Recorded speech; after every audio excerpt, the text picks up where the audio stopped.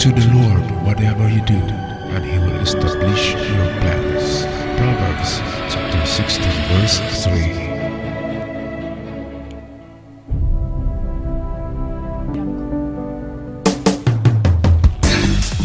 Alright, so welcome back to our channel, Surigao-san, for another minutes of a treasure analysis of your markers. And if you have one, you can send it to my email, surigao-san@gmail.com. At ako'y mag-shoutout muna sa lahat ng aking avid followers all over the Philippines, sa Mindanao. Muchas gracias sa inyong lahat, mga ka-TH.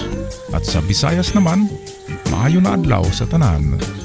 And of course, sa Luzon, napakaraming mga ka-TH ko dyan.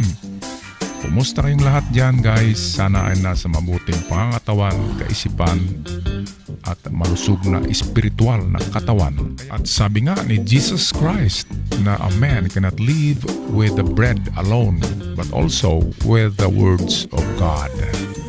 Okay, at meron tayong raffle draw by the middle of September doon sa channel na The Good News Daily TV. Kaya halina, i-subscribe nyo yun, guys, para lalo tayong mapalapit sa ating Panginoon. At ako'y mag-shout out din sa lahat ng ating avid followers outside of the country.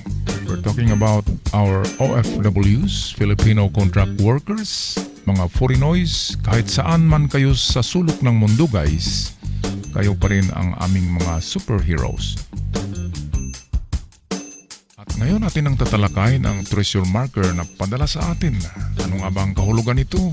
Ating tingnan sa decoding dito sa videong ito. Alright mga ka-TH, at ito yung picture na padala sa atin. Well, ito naman ay legit sign sa tingin ko. Kaya lang I'm afraid na ito ay parte ng isang malaking bato. Kasi hindi ganyan kaliit na bato mag-carve ang mga GIA ng treasure marker. Sa palagay ko ay gumulong na ito na bato galing sa itaas. At kung napansin nyo, guys, ay mayroong mga durog na bato dito. Palagay ko ito ay parte ng malaking bato na ito. Kaya sa palagay ko ay meron nang nauna ng mga treasure hunter dyan. Siguro ay biniyak nila ang bato na kung saan may marka, or kinuha nila yung marka na yan para wala nang mag-treasure hunter doon wala nang mag-treasure hunting doon sa site na yun. Okay, at ito'y ating tingnan, guys. Ating baliktad kasi ito. Atin ito ilagay sa tamang posisyon. Okay, ito'y atin paikutin na ganyan.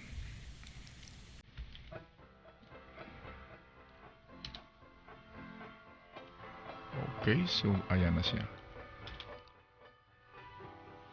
Well, ano nga bang kahulugan ito, guys? Nakuha naman o hindi ang item na yan ng mga naunang nag-treasure hunt dyan, ay atin pa rin ito i-analyze kung saan pwede. Baka sakaling hindi nakuha ang item dyan, at hanapin nyo yung malaking bato na kung saan yan ay isa sa parte, or yan ay natibag o natipak doon sa malaking bato sa itaas. Siguro yan mukhang slope ang area na yan, kaya sa tingin ko yan ay gumulong pababa. Okay, at ang kahulugan nito, guys, ay well, meron siyang parang triangle dito. Paulit-ulit itong ganyang letter V. Okay, dito meron na naman. At merong visible na U dito. At merong parang V yata ito na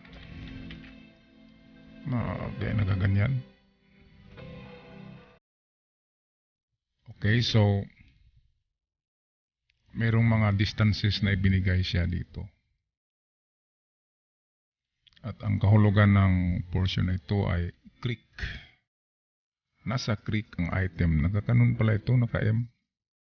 So kung M ito, treasure is underwater. Okay, at it's getting interesting na pag treasure underwater. Kaya tingnan natin, doon tayo mag-decode sa ito. Dito na pahina para klarong-klaro. Okay. Lakihan natin. Zoom in. Kuha tayo ng mas maliwanag na kulay. Alright, so ngayon, ito ang kanyang direksyon. Paulit-ulit niyang ibinalik o ipinakita. Ito guys ang sinasabi ko na mga marker na kakasya ang inyong daliri. Pag ilagay niyo ang daliri diyan sa mga marker, kakasya ang daliri. Ganyan talaga ang kalaki ang treasure marker ng mga Hapon. Maliban na lamang doon sa kung doon sila nag-carve sa mga bato na napakatigas, pwedeng paliitin nila doon ang mga marker. Pero kung ganyan lang na medyo malambot na bato, ay malaki ang carving nila na kakasya ang ating daliri. Okay, so atin ulitin itong mga itsura ng marker dito. Ito ay mababaw na pero nagaganyan pa rin yan. At ito ay ayan, M pala yan. And then V at ito'y simbolo ng river or creek. At meron siyang guhit pa itaas. Ngayon guys, ang unang gawin, hanapin nyo ang creek o river dyan. Kasi nandito nakalagay, river or creek. Ang kanyang distansya is estimated from 8 to 10 meters. River to creek. Saan ba nakuha yung 8? At 10, dito yan nakuha sa itong linya sa itaas. That is 10 meters mahaba siya na line. Or kung hindi man ito creek ang kahulugan, yan ay 3 meters plus 5. That's why we have 8 to 10 meters distance. Yan ang ating titingnan. At ang direksyon niyan, of course, ay kunin itong gitna ng U, gitna ng M, at gitna rin ng triangle. At yan ay ating i-align. Ayan. So papunta sa southeast. Southeast ang item guys. Kung lagyan natin yan ng compass, yan ay southeast. Depende sa inyong site dyan. Kaya ang suggestion ko sa inyo ay kailangan talaga may compass. At para magkaroon ng libre at magandang compass, ay subscribe nyo ang aking channel doon sa Good News Daily TV. Meron akong paraffle na compass na maganda. 3 ang manalo sa kalagitnaan ng September ang aking raffle draw at 3 ang manalo doon. Compass ang ipamimigay ko kasi pag detector, pag hindi kayo marunong gumamit ay papalpak. Ang compass ay nagbibigay ng direksyon, walang maintenance na battery. Magagamit nyo sa pag-layout. Kung maligaw kayo sa forest, magagamit nyo rin versatile tools ang compass. Kaya napaka-importante nito. Okay guys, so alam na natin southeast ang direksyon. Okay? Kasi 3 ang nagtuturo or nagbibigay ng or nagbabadya siya ng direksyon. 3 itong U. Okay? At itong V sa itaas at itong V rin sa baba, pareho ang kanilang direksyon 3. Kaya dito tayo kukuha ng direksyon sa southeast. Okay, at ang ating unang hukay dyan guys ay of course 9. Example ay dito ang 9 meters. Make that 8. 8 pa lang unang hukay natin dahil sa ito na symbol. Basta't ang letter B may katabihan na kahit tuldok or guhit, +1 palagi yan. Yan ang mga distansya niya. Diyan may katabi siyang 3 guhit. So pwedeng 8 meters. So 8 meters ang first digging spot. Okay, so 8. Ngayon kung wala dito guys ay of course patuloy tayo, ganun pa rin na direksyon southeast. This time 10 meters na ang ating hukay. Make that ang ating distansya. So dalawang distansya 8 and 10 meters going southeast. Okay, at kung lagyan natin yan ng compass, yan ay merong sa tantya ko ay merong mga around. Okay, tingnan nga natin kung i-compass natin tong linya na to.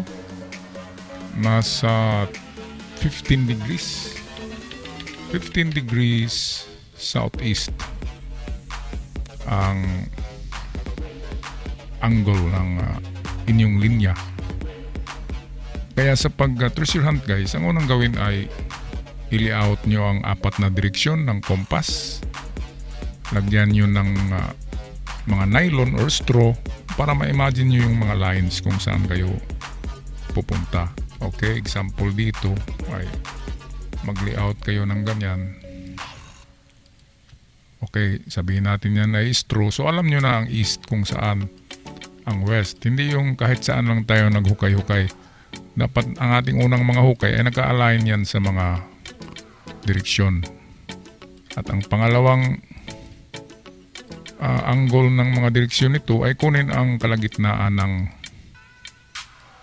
4 na direksyon. Tulad nito, kuhain ang gitna, that is 45 degrees, kasi sa mga angle na ito ay meron ding nakabaon dyan. Kung hindi nila nilagay sa linya na actual na linya ng 4 na direksyon, nasa kalagitnaan ng bawat direksyon. Yan ang 45 degrees angle ng mga treasures. Okay guys, so hindi pa tayo tapos. Okay, so sabihin natin ay wala tayong nakuha sa 8 and 10, X na ito. Anong gawin natin guys?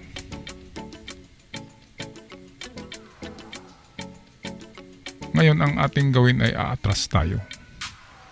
Kasi palaging binabalik niya ang 5 meters. Itong V, yan ay 5. At kung dalawang V yan ay 10. Eksakto tayo dito sa baba. Ngayon kung ito lang ang kanyang talagang distance, itong V sa itaas, yan ay 5 lamang. So aatras tayo. Kung walang nakuha sa 8 and 10 meters, atras tayo sa 5 meters. Southeast pa rin ang direksyon. Pero ang advice ko dito guys, dahil sa alam ko na natibag yan o natipak na bato sa malaking bato, example atin yan i-drawing, okay, dito. Example, ito yung bato na malaki and then tinibag dito. Kasi nandito yung marka na ganyan na nakikita nila, yung mga marka dyan. Kaya tinibag nila itong bato at yung tipak na bato na yan ay nahulog yan dito or tinapon. Sa tingin ko hindi lalayo yan. Nasa 10 meters lang ang original na bato or yung kanyang mother rock ng tipak na yan ay nasa 10 meters distance lang. Wala namang magbuhat pa niyan at itatakbo yan sa 50 meters. Hindi na yon eksakto, di ba? Kahit tayo lang ay itatapon lang natin yan sa ating likuran or itatago natin sa 7 meters kasi mabigat yan. Sino ba mang magbuhat niyan? Okay, kaya ang gawin ay ikutin nyo ang lugar na yan. 10 meters ang pag-ikot. Okay, at hanapin yung bato na malaki na mayroong tipak. At ilagay nyo yan doon as puzzle, parang parte ng puzzle kung kakasya siya sa tibag na bato. Kung eksaktong mag-angkop sila or kakasya, meaning yan talaga ay parte ng malaking bato. At doon kayo mag-start pag-analyze or decode gamit itong aking analysis, or pwede rin dagdagan nyo ng inyong analysis. Basta't huwag kayong mag-analyze dyan kung saan nyo nakita yung bato. Kasi sigurado ako yan ay tibag lamang na bato or tipak sa malaking bato. Kaya doon kayo sa malaking bato mag-analyze muli at idikit yung tipak na bato na yan para malocate nyo or malaman nyo ang mga direksyon. Alright, mga katiats. At maraming salamat sa inyong panonood at pagsubaybay at sa mga bago pa lamang nakapag-subscribe o nakabisit sa channel. Maraming salamat. Dito marami kayong mapupulot na mga ideya na kung saan ay magagamit nyo rin. Hindi magtatagal ay maka-encounter kayo ng mga treasure markers sa kabundukan. Ako'y magpaalam na, Surigao-san. See you on my next video. And may the fortune be with you all. Ciao for now.